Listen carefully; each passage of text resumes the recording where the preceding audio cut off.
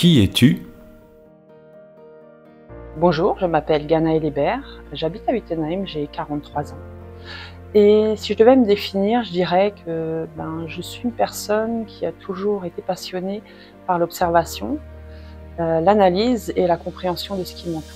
C'est ce qui m'a amenée à être professionnellement sophrologue et praticienne Reiki, car je mets en contribution ces qualités pour accompagner mes clients, mais aussi pour le dessin, vous pouvez voir derrière. Car ça me permet justement d'essayer d'accéder à mon niveau d'attente en résultat de dessin. Peux-tu nous parler de ta passion?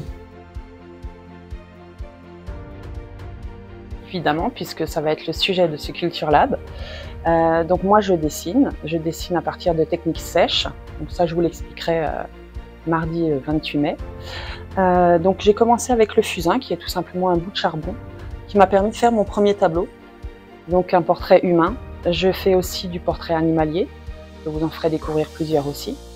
Et je travaillais exclusivement sur papier noir ou papier blanc, donc en technique noir et blanc, jusqu'au jour où j'ai décidé de me lancer dans la couleur. Et dans les techniques sèches, vraiment ce qui est le mieux au niveau couleur, intensité, vibrance, etc., c'est vraiment le pastel sec. Et je suis tombée amoureuse de cette technique-là. Et ça sera le sujet de ce Culture Lab. Que vas-tu nous présenter au Culture Lab? Alors pour ce Culture Lab, je vais vous présenter bien sûr la technique du pastel sec qui se présente sous différentes formes. Donc je vous ramènerai tout mon matériel, le papier que j'utilise, je répondrai à toutes vos questions.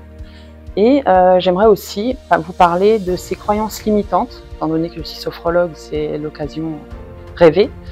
Car j'entends souvent les personnes en voyant les dessins dire « Ah, je suis nulle, je ne serais pas capable, j'aurais bien aimé, mais je ne sais pas faire ». Et sachez que moi j'ai commencé à l'âge de 22-23 ans en croyant vraiment que j'étais incapable de dessiner.